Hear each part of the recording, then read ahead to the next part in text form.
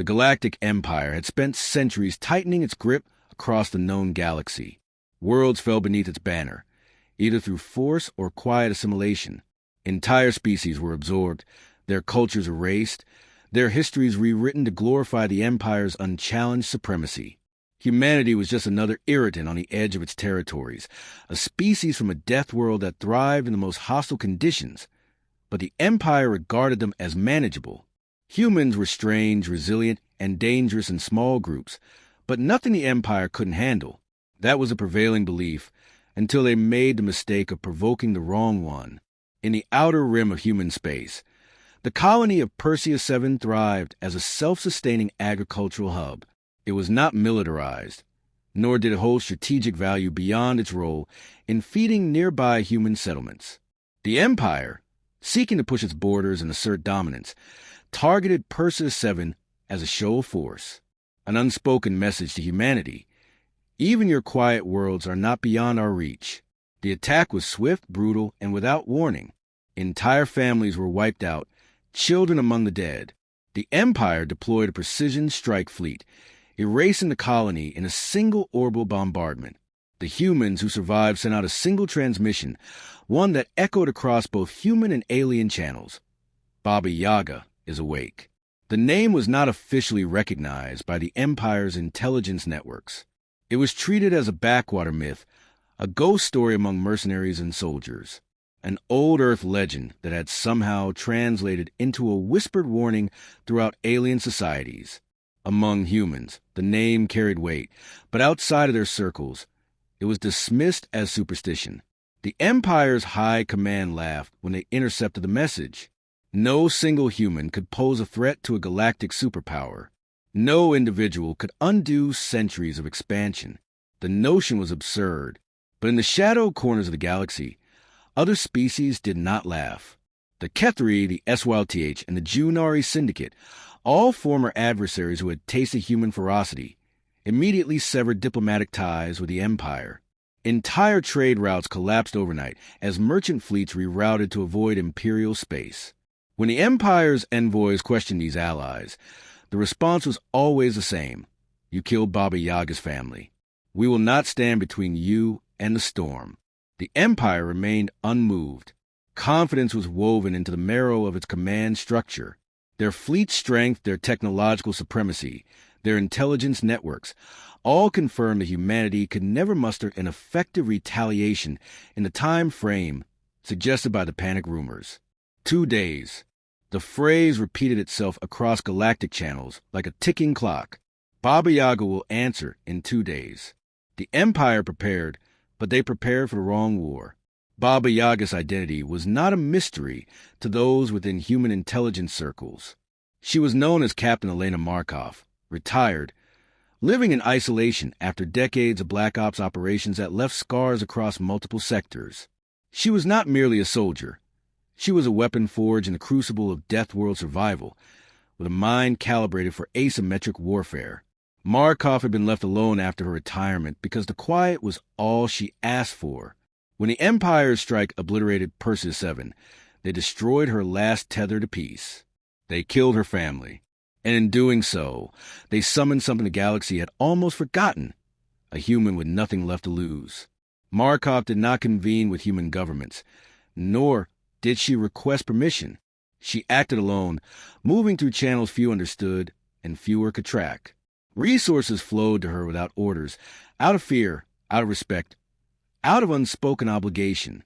Human mercenary bands disbanded temporarily, funneling ships and intelligence to her with no expectation of payment.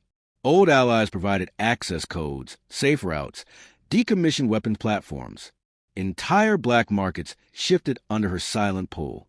She sent one message to the Empire: "You took 2 days from me. I will take your empire in 2 days." The message was not delivered through official channels. It arrived directly on the personal consoles of the Empire's Grand Admirals, bypassing every security layer. That intrusion alone would have caused alarm, but the Empire chose to see it as a bluff. Human hackers had skill, but no single human could penetrate the core network so efficiently. They dismissed the warning. On the first day, Imperial border outposts went silent without any sign of combat. Patrol ships failed to report in. When reconnaissance units were dispatched, they found debris fields with no record of energy weapon discharge, no evidence of external assault. Some of the ships had been sabotaged from within. Others had been pulled into the gravity wells of manipulated orbital bodies. The Empire believed these were isolated incidents, accidents, perhaps the work of pirates. They underestimated the scale and the coordination. Alien mercenary groups began abandoning their Imperial contracts en masse. Some fled. Others left silent packages of intelligence on Imperial weaknesses on unsecured channels. When interrogated, they simply said, "Baba Yaga is coming. She has already begun." Entire outposts defected, requesting asylum with human colonies, begging for protection in exchange for detailed Imperial schematics. The panic was not confined to the fringes. It penetrated the heart of the Empire's command structure. The Empire doubled their efforts to locate and neutralize the threat, deploying elite hunter-killer groups. None of them returned. It became clear that Baba Yaga was not moving with a fleet. There was no armada approaching Imperial space. She was already inside. Systems failed without explanation. Docking bays opened to vacuum. Supply lines collapsed overnight as shipping lanes were sabotaged by their own logistical software. Massive fuel reserves detonated within secure facilities, triggered by cascading malfunctions that bypassed every safeguard.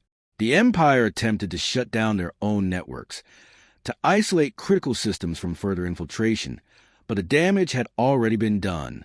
The code was buried too deep, spread too far. Panic began to ripple through the fleet. Messages appeared on the personal devices of Imperial officers. "You should not have taken Perseus 7. You should not have taken my family. You should not have woken me." Imperial officers who attempted to defect disappeared. Entire bridge crews abandoned their posts, locking themselves in sealed quarters, refusing to participate in what they now believed to be their inevitable doom. Communications between fleets grew frantic, fragmented, as trust eroded. Every unexplained malfunction was assumed to be Baba Yaga's work, whether or not she had actually intervened. The Empire was devouring itself from within. On the first hour of the second day, the first of the Imperial starports collapsed into itself. The internal reactors detonated in perfect sequence. There was no warning, no breach alarms, no traceable attack signature. It simply ceased to exist, consumed by an explosion triggered from within by code that Imperial engineers could not decrypt. Moments later, entire fleet station at neighboring outposts began to malfunction. Automated docking clamps refused to release. Power grids fluctuated in impossible rhythms. Engines overclocked without commands. Defense systems turned inward, firing on their own hangars. It was not the work of an invading force. It was a precise and deliberate orchestration of collapse.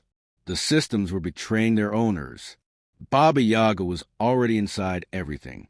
Empire Command frankly attempted to re-establish control, only to realize that their redundancies, backups, and fail-safes had all been rewritten.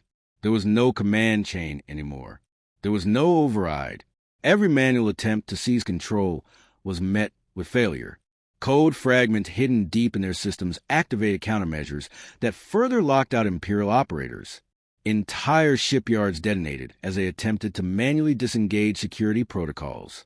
The Empire's own infrastructure had become a weapon against itself, and the realization shattered whatever confidence remained in their ranks. Imperial commanders, hardened by centuries of conquest, broke under the weight of invisible pressure. Ships self-immolated on the outskirts of Imperial space. Entire formations scuttled themselves in panic.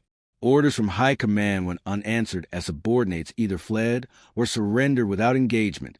The Empire's greatest strength, its bureaucracy, its systematic control, had become its coffin. Every layer had been corrupted. Every chain of command compromised. Every fleet turned into liabilities. It was not just physical destruction. Baba Yaga unleashed a psychological assault that penetrated the minds of commanders and soldiers alike. Personalized messages appeared in their quarters, each one referencing details only someone who had deeply studied them could know. Their families' names, their most hidden secrets, their classified deployments. All exposed, all laid bare. Fear mutated into paranoia. Officers distrusted their own crews. Crews turned on their officers. Some executed their commanders, believing they were already working for Baba Yaga. Others committed suicide rather than face whatever punishment they believed was inevitable. No fleets arrived to reinforce collapsing sectors. When called for help were sent out, the responses were chillingly uniform. We will not stand against Baba Yaga. The alien allies who once fought alongside the Empire now abandoned their posts and even sabotaged their own supply lines to hasten collapse. The Empire's former strength evaporated in days, its might crumbling in the shadow of a single human's silent, methodical campaign. Entire sectors attempted to isolate themselves, cutting off their own communications grids in a futile attempt to halt the spread. But the contagion was already present. Their logistics networks were compromised from the beginning. Their defense satellites, their orbital mines, their maintenance drones, all were under remote control, all programmed to turn against their masters at the right moment. That moment arrived relentlessly. Each new explosion a grim reminder that the Empire no longer controlled its own machines. Admirals gathered what remained of their fleets in desperate counter-strategies. They plotted ambushes, deployed ships in overlapping kill zones, placed security details around critical infrastructure. Baba Yaga never attacked those targets directly. Instead, she orchestrated simultaneous failures elsewhere, forcing Imperial commanders to abandon their positions to respond to crises she created at will.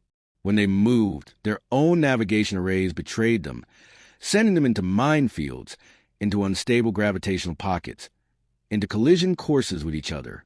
In the brief windows of Imperial regrouping, entire flotillas found themselves paralyzed. Engines failed to ignite, power grids blacked out, life support systems ceased to function. Command ships disappeared from the network in the span of minutes. Entire crews suffocated or vented into space. The Empire's most advanced warships, symbols of technological supremacy, became floating tombs without firing a single shot. Throughout it all, Baba Yaga remained silent, except for the personalized messages that continued to reach Imperial officers at exactly the moment when their defenses failed. Each message was short, surgical, tailored to the individual receiving it. They were reminders that they had been studied, they had been watched, they had been dissected before the first strike ever occurred. Some messages simply listed the officers' failures. Others included the birth dates of their children. Others were a single word: soon. Imperial intelligence agencies scrambled to track the source of the infiltration. They traced signal origins across hundreds of decoy nodes, false relays, and go signals. Every lead collapsed into a dead end. In desperation, they attempted to shut down their entire communication grid, to disconnect themselves from the digital sphere entirely. But the process itself triggered more detonations. It became evident that every contingency had been anticipated. Baba Yaga had not simply infiltrated their systems. She had shaped their collapse from the start. Paranoia bloomed into terror. Imperial officers purged their own ranks, suspecting traitors and saboteurs where none existed. Some commanders destroyed their own ships to prevent imagined takeovers. Entire squadrons abandoned Imperial space altogether, scattering into lawless territories, preferring exile over becoming another silent casualty in Baba Yaga's campaign. Across neutral worlds, stories spread like wildfire. Merchants, smugglers, and mercenaries passed along whispered updates. Baba Yaga had reduced the might of the Empire to a hunted, cornered beast. Alien factions who once feared Imperial retaliation now openly mocked the crumbling regime. Former Imperial vassals switched allegiances overnight, aligning themselves with human trade routes and requesting protection under the informal umbrella of human influence. The psychological impact rippled beyond the Empire itself. Entire planetary populations began to defect, sending pleas for asylum to human-controlled territories. Colonies abandoned the Imperial crest, burning their banners and surrendering before human ships even arrived. They understood that Baba Yaga's wrath was not indiscriminate, that she pursued only those who participated in the massacre of Perseus VII and those who supported them. But the collapsing leadership left these populations without protection, vulnerable to the fear that they might be next. Imperial High Command disintegrated. Their most fortified strongholds were deserted, their governors missing, their admirals either dead, defected, or consumed by their own fleet's implosions. Attempts to appoint new leadership collapsed under the weight of the disobedience rotting through every remaining ship and outpost. Orders no longer carried authority. They were met with silence, or worse, with acts of mutiny that accelerated the collapse. The remnants of the Galactic Empire gathered in fragmented enclaves, scattered across distant sectors, desperate to salvage what they could from the ruins of their civilization. Command structures no longer existed. Titles like Admiral, Governor, and Emperor held no power. Survivors clung to fractured authority, issuing orders to fleets that no longer responded, appealing to allies who no longer listened. The once mighty empire now drifted without direction, abandoned by its own systems, its infrastructure, and its people. In the aftermath, there were no rebellions to suppress, no uprisings to quell. There was only silence. Baba Yaga's final message echoed through every surviving Imperial communication node, transmitted with surgical precision to ensure that none could ignore it. The message was brief, without emotion, without ceremony. It stated simply, this was not revenge. This was a correction. No threats, no demands, no offers of negotiation. There was nothing left to negotiate. The Empire was not defeated. It was erased. The few Imperial commanders who attempted to rally resistance discovered that their own fleets had already disbanded. Starships disappeared into the void, crews abandoned their posts, weapons were jettisoned into planetary atmospheres, and entire bases were scuttled by their own security protocols. They had become ghosts within the systems they once controlled. Their communications blacked out, their access codes purged, their histories deleted. The Empire had been systematically dismantled not by a rival power, but by a singular human force that anticipated every move, every attempt at survival. Imperial territories fragmented further. Colonies declared themselves independent overnight.